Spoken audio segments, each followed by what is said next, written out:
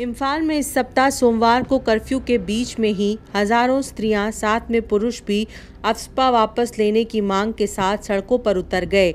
मणिपुर के 5 जिलों में केंद्र सरकार ने दोबारा 14 नवंबर से अफस्पा कानून लागू कर दिया है।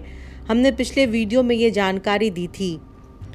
प्रोटेस्ट कर रहे स्त्री पुरुष जिरीबाम जिले से मैतेई समुदाय के 5 स्त्रियों और बच्चों के अपहरण और उसके बाद उनकी हत्या पर अपना रोष जाहिर कर रहे थे। समझा जाता है कि कुकी उग्रवादियों ने यह अपहरण किया था। मेरिया पेल्बिस नाम के जागरूक महिलाओं के संगठन, स्थानीय क्लब और सिविल सोसाइटी ने मिलकर नागरिक मार्च का आयोजन किया। मणिपुर के पूर्वी और पश्चिमी इम्फाल, जिरीबाम सहित तो कुछ जिलों में बुधवार तक के लिए इंटरनेट सेवा को बाधित कर दिया है। ये ड्रैकोनियन कानून है। इस कानून के क्षेत्र में पुलिस और अर्धसैनिक बल को बहुत खतरनाक अधिकार मिल जाते हैं।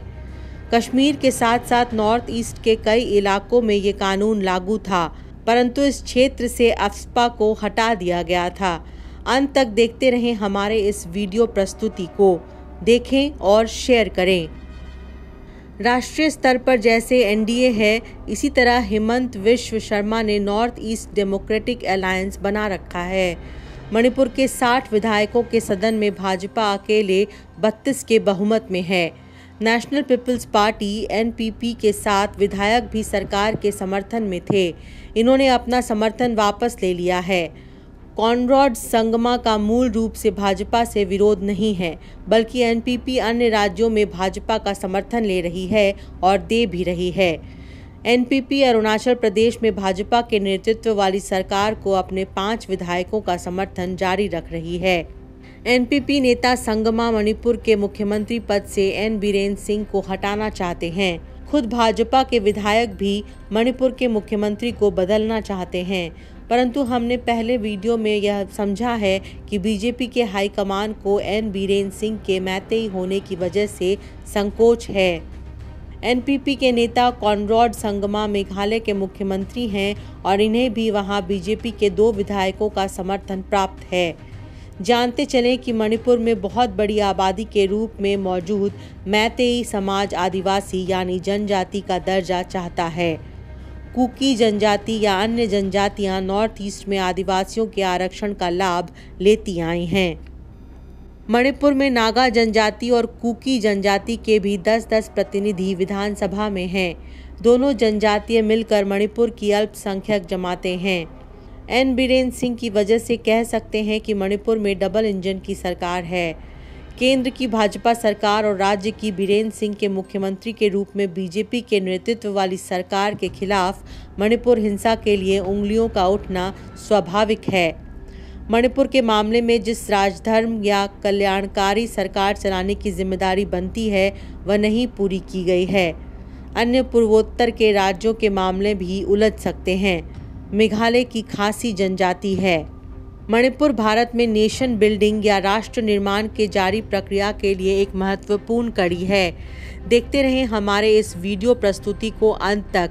यदि अच्छा लगे तो लाइक भी करें और वीडियो को शेयर भी करें। मणिपुर हाई कोर्ट ने राज्य सरकार को कहा था कि वह मैतेई के मांग पर विचार करें। हाई कोर्ट मैतेई समाज के लोगों के लिए एसटी दर्जे के आरक्षण की श्रेणी पर विचार करने का सुझाव देकर इस मसले को कुरेद दिया था। किसी सरकार के लिए यह स्थिति बहुत ही दुविधा वाली होती है। जैसा कि हमने पहले बताया है, मैतेई समुदाय के लोगों को ओबीसी का दर्जा प्राप्त है और इनमें से कुछ लोग शेड्यूल कास्ट में भी हैं। 2023 में मैतेई समुदाय ने शेड्यूल ट्राइब्स यानी जनजाति का दर्जा पाने के लिए आंदोलन किया। तब राज्य की अन्य जनजातियों ने इसका विरोध किया। इसके बाद हिंसा भड़क गई थी।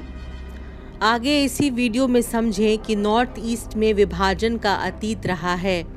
यहाँ के जातीय पहचानों को सुलझाने में एक ज़माने से सरकारों की लापरवाही जारी रही है। जानते हैं कि एक समय केवल असम प्रदेश था।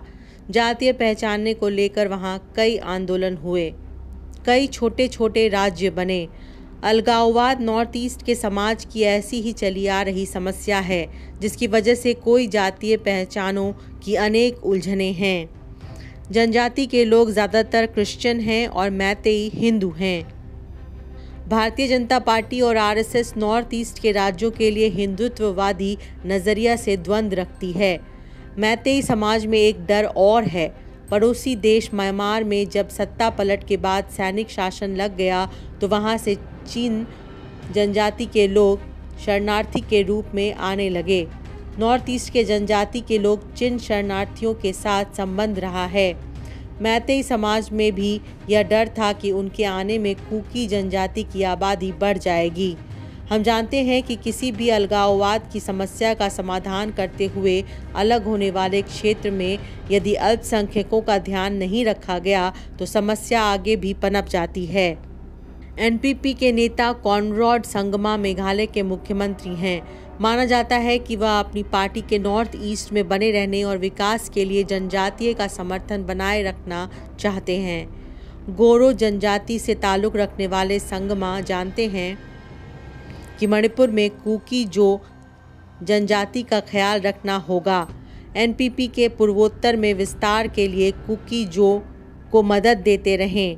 कुकी और चिन को इस तरह से समझ सकते हैं, परंतु जब संगमा ने ही यह कोशिश की कि नॉर्थ ईस्ट के जनजातियों के साथ संवाद करें और उनकी बातों में आपस में मिलन के बिंदु खोजें। असम के मुख्यमंत्री हिमांत विश्व शर्मा ने संगमा के इस महत्वाकांक्षा को अच्छा नहीं समझा।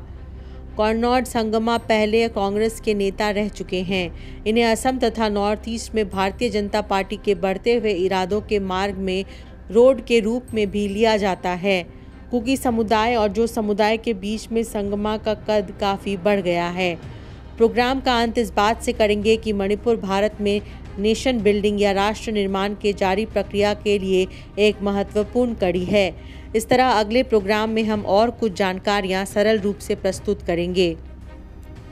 कृपया कमेंट बॉक्स में जाकर टिप्पणी करें। राष्ट्र निर्माण की इस चर्चा में अपना मत कमेंट बॉक्स में जाकर लिखने का कष्ट करें। हमारे इस प्रोग्राम को शेयर करें और सब्सक्राइब करें।